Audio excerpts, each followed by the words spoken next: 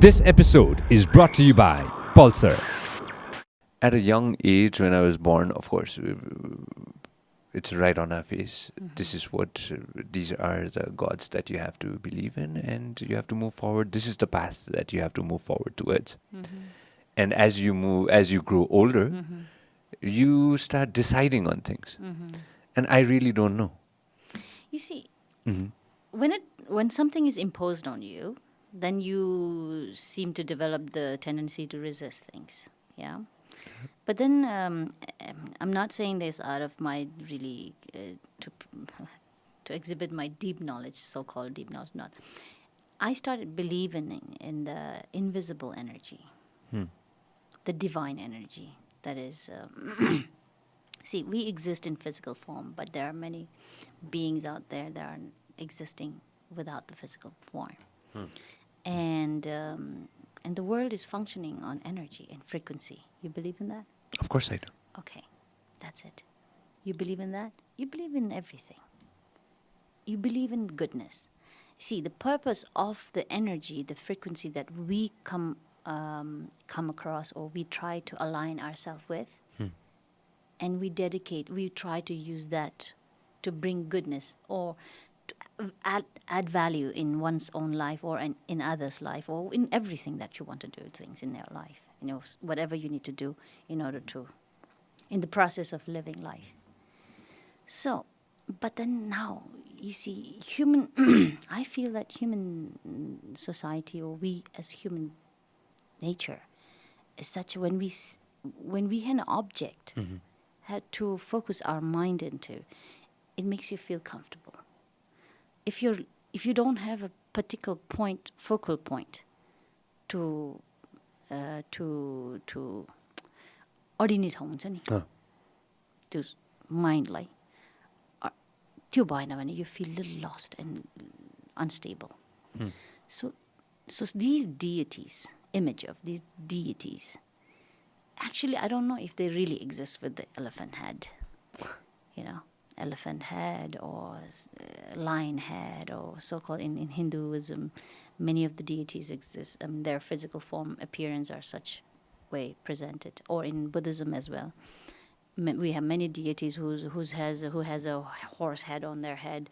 Some of them has lions, or all these are symbolic, I feel, to exhibit or to remind you or to transmit that particular energy in you, or invoke that particular quality of that specific animal. Or let's say, okay, I was explained by one of my teachers saying that there's a deity that has a horse head.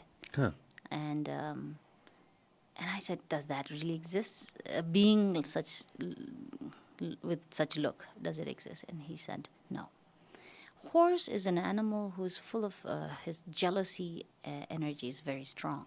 So having a horse head on that deity's head is a symbolic gesture of he the enlightened being has overcome the jealousy. And okay, that's a symbolic thing.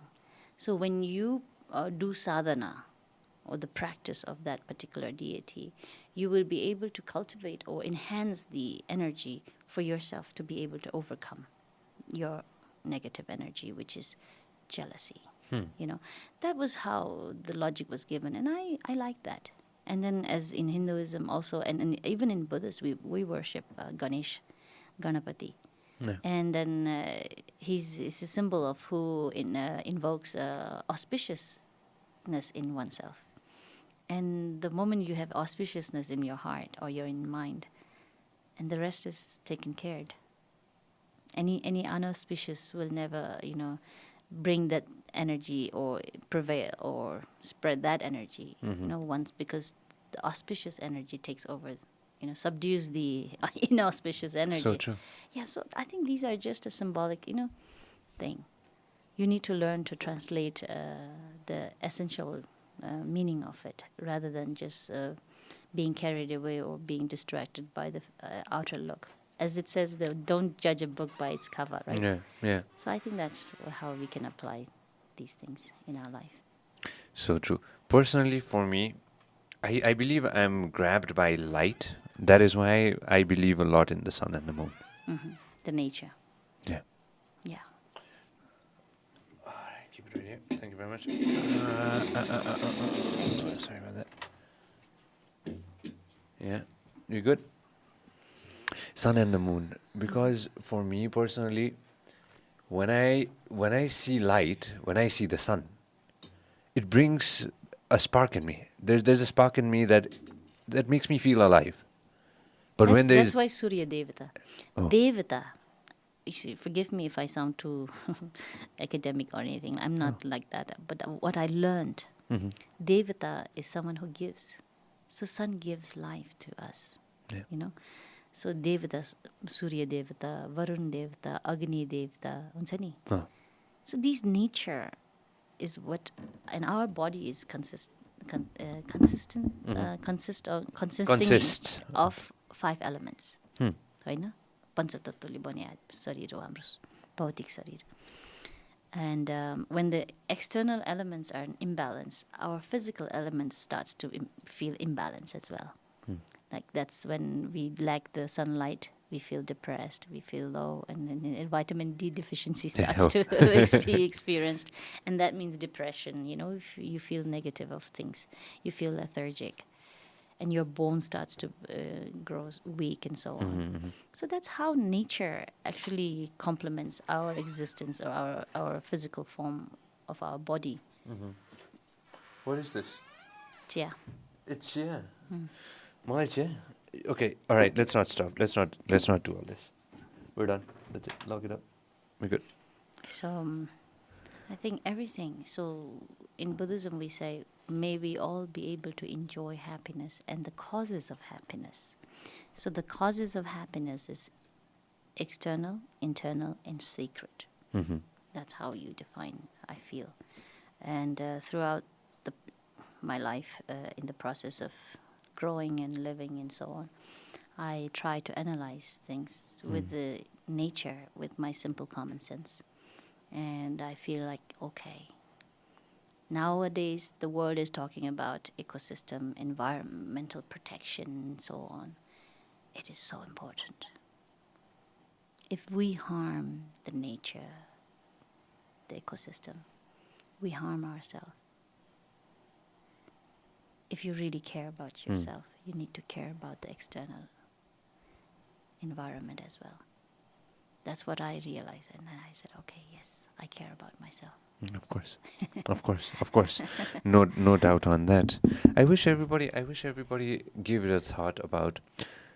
Let's say when you turn on the television or when you turn on some kind of news or you open something like that, the negativity is right in the beginning. You see, dissatisfaction, disappointments are something that is really prevailing so much in speed. And then the brainwash that has taken place in such a way that how do you put it? I really lack the right word sometimes. In order to set up your status, where you stand, is very much done with who you are, friends around you are. I mean, who you are associated with, what kind of gadgets you carry, and what brand you wear, and what kind of car you drive, and who's your uncle or who's your father, and so on. Yeah. So that is so sad these days. And that's where people start to be believing, and that's the sad part. And then that's where they say, okay, my parents are not good parents because they don't give me iPhone. Or my parents are not good because they didn't send me to such and so school. So that's the sad part. This episode is brought to you by Pulsar.